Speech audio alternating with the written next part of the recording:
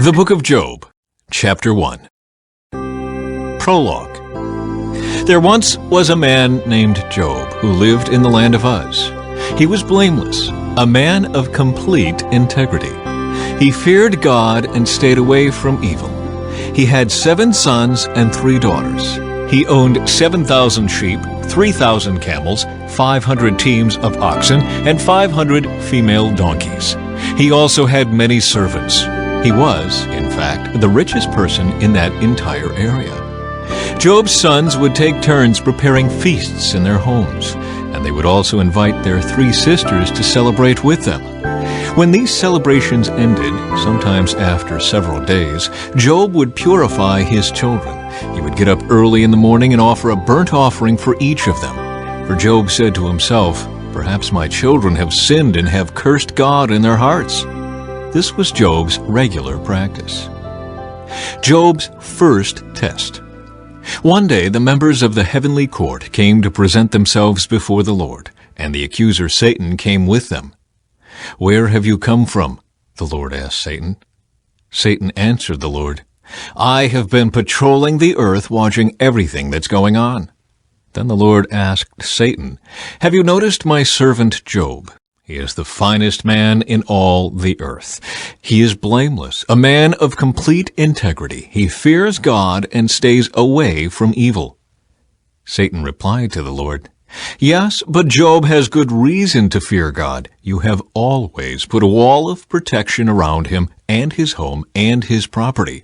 You have made him prosper in everything he does. Look how rich he is. But reach out and take away everything he has, and he will surely curse you to your face." "All right, you may test him," the Lord said to Satan. "Do whatever you want with everything he possesses, but don't harm him physically." So Satan left the Lord's presence. One day when Job's sons and daughters were feasting at the oldest brother's house, a messenger arrived at Job's home with this news. "Your oxen were plowing, with the donkeys feeding beside them. When the Sabaeans raided us, they stole all the animals and killed all the farmhands. I am the only one who escaped to tell you." While he was still speaking, another messenger arrived with this news. "The fire of God has fallen from heaven and burned up your sheep and all the shepherds. I am the only one who escaped to tell you." While he was still speaking, a third messenger arrived with this news. "3 bands of Chaldean raiders have stolen your camels and killed your servants. I am the only one who escaped to tell you." While he was still speaking, another messenger arrived with this news. "Your sons and daughters were feasting in their oldest brother's home. Suddenly a powerful wind swept in from the wilderness and hit the house on all sides. The house collapsed and all your children are dead. I am the only one who escaped to tell you." Job stood up and tore his robe in grief. Then he shaved his head and fell to the ground to worship. He said, "I came naked from my mother's womb, and I will be naked when I leave. The Lord gave me what I had, and the Lord has taken it away. Praise the name of the Lord." In all of this, Job did not sin by blaming God. Chapter 2. Job's second test. One day the members of the heavenly court came again to present themselves before the Lord, and the accuser Satan came with them. "Where have you come from?" the Lord asked Satan. Satan answered the Lord, "I have been patrolling the earth, watching everything that's going on." Then the Lord asked Satan, "Have you noticed my servant Job? He is the finest man in all the earth. He is blameless, a man of complete integrity. He fears God and stays away from evil, and he has maintained his integrity, even though you urged me to harm him without cause." Satan replied to the Lord, "Skin for skin. A man will give up everything he has to save his life, but reach out and take away his health, and he will surely curse you to your face." "All right, do with him as you please," the Lord said to Satan, "but spare his life." So Satan left the Lord's presence, and he struck Job with terrible boils from head to foot. Job scraped his skin with a piece of broken pottery as he sat among the ashes. His wife said to him, "Are you still trying to maintain your integrity? Curse God and die." But Job replied, You talk like a foolish woman. Should we accept only good things from the hand of God and never anything bad?" So in all this, Job said nothing wrong. Job's 3 friends share his anguish. When 3 of Job's friends heard of the tragedy he had suffered, they got together and traveled from their homes to comfort and console him. Their names were Eliphaz the Temanite, Bildad the Shuhite, and Zophar the Naamathite. When they saw Job from a distance, they scarcely recognized him. Wailing loudly, they tore their robes and threw dust into the air over their heads to show their grief. Then they sat on the ground with him for 7 days and nights. No one said a word to Job, for they saw that his suffering was too great for words. Chapter 3. Job's first speech. At last Job spoke, and he cursed the day of his birth. He said, "Let the day of my birth be erased, and the night I was conceived. Let that day be turned to darkness. Let it be lost even to God on high, and let no light shine on it. Let the darkness and utter gloom claim that day for its own. Let a black cloud overshadow it, and let the darkness terrify it. Let that night be blotted off the calendar, never again to be counted among the days of the year, never again to appear among the months. Let that night be childless. Let it have no joy. Let those who are experts at cursing, whose cursing could rouse Leviathan, curse that day. Let its morning stars remain dark. Let it hope for light, but in vain may it never see the morning light. Curse that day for failing to shut my mother's womb, for letting me be born to see all this trouble. Why wasn't I born dead? Why didn't I die as I came from the womb? Why was I laid on my mother's lap? Why did she nurse me at her breasts? Had I died at birth, I would now be at peace. I would be asleep and at rest. I would rest with the world's kings and prime ministers, whose great buildings now lie in ruins. I would rest with princes rich in gold, whose palaces were filled with silver. Why wasn't I buried like a stillborn child, like a baby who never lives to see the light? For in death the wicked cause no trouble, and the weary are at rest. Even captives are at ease in death, with no guards to curse them.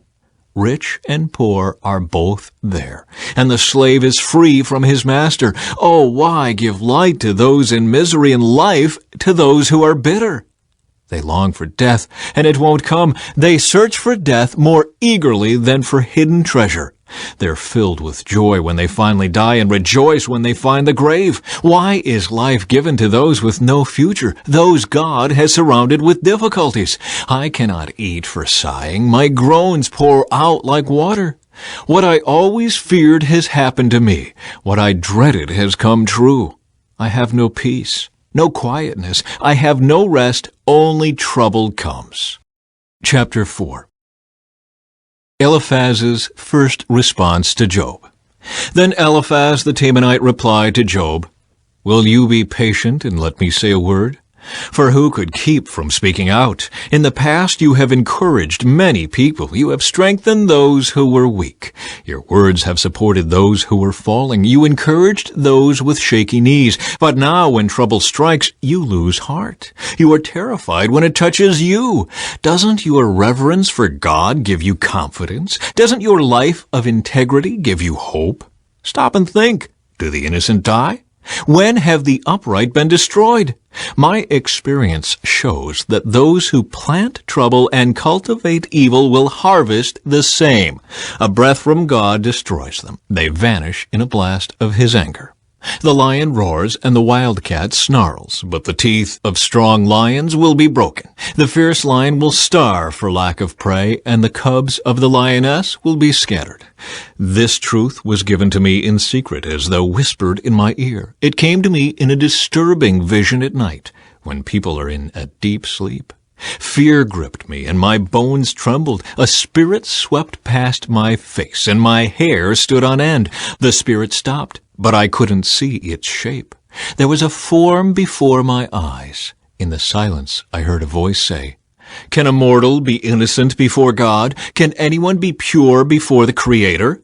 If God does not trust his own angels and has charged his messengers with foolishness, how much less will he trust people made of clay? They are made of dust, crushed as easily as a moth. They are alive in the morning, but dead by evening, gone forever without a trace. Their tent cords are pulled, and the tent collapses, and they die in ignorance. Chapter 5. Eliphaz's response continues. Cry for help. But will anyone answer you? Which of the angels will help you? Surely resentment destroys the fool, and jealousy kills the simple.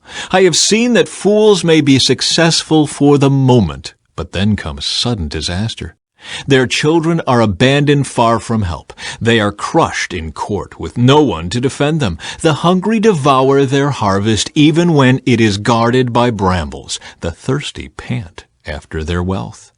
But evil does not spring from the soil, and trouble does not sprout from the earth. People are born for trouble as readily as sparks fly up from a fire. If I were you, I would go to God and present my case to him. He does great things, too marvelous to understand. He performs countless miracles. He gives rain for the earth and water for the fields. He gives prosperity to the poor and protects those who suffer. He frustrates the plans of schemers, so the work of their hands will not succeed. He traps the wise in their own cleverness, so their cunning schemes are thwarted.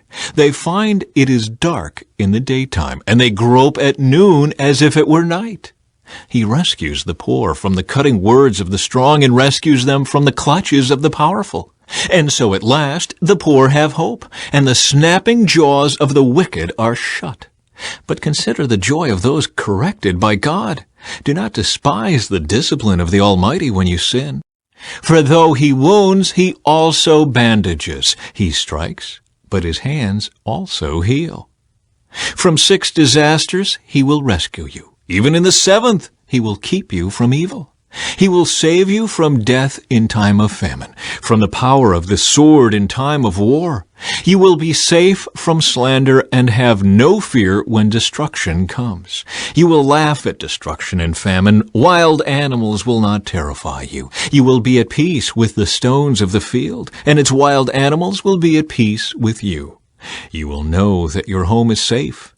When you survey your possessions, nothing will be missing. You will have many children. Your descendants will be as plentiful as grass. You will go to the grave at a ripe old age, like a sheaf of grain harvested at the proper time. We have studied life and found all this to be true. Listen to my counsel and apply it to yourself. Chapter 6. Job's second speech, a response to Eliphaz. Then Job spoke again. If my misery could be weighed and my troubles be put on the scales, they would outweigh all the sands of the sea. That is why I spoke impulsively. For the Almighty has struck me down with his arrows. Their poison infects my spirit.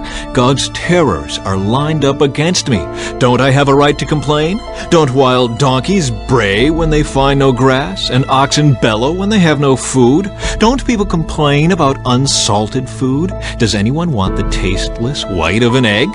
My appetite disappears when I look at it. I gag at the thought of eating it. Oh, that I might have my request, that God would grant my desire. I wish he would crush me. I wish he would reach out his hand and kill me. At least I can take comfort in this. Despite the pain, I have not denied the words of the Holy One. But I don't have the strength to endure. I have nothing to live for. Do I have the strength of a stone? Is my body made of bronze? No, I am utterly helpless without any chance of success.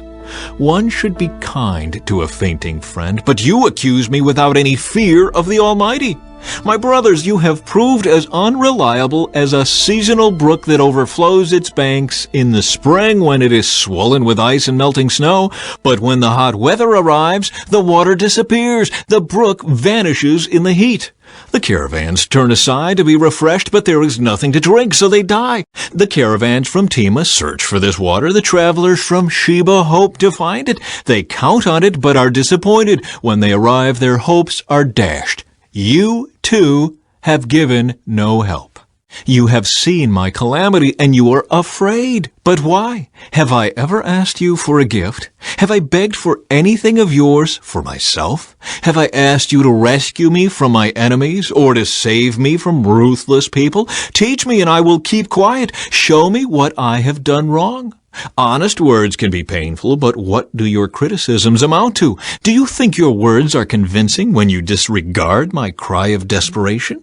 You would even send an orphan into slavery or sell a friend. Look at me. Would I lie to your face? Stop assuming my guilt, for I have done no wrong. Do you think I am lying? Don't I know the difference between right and wrong?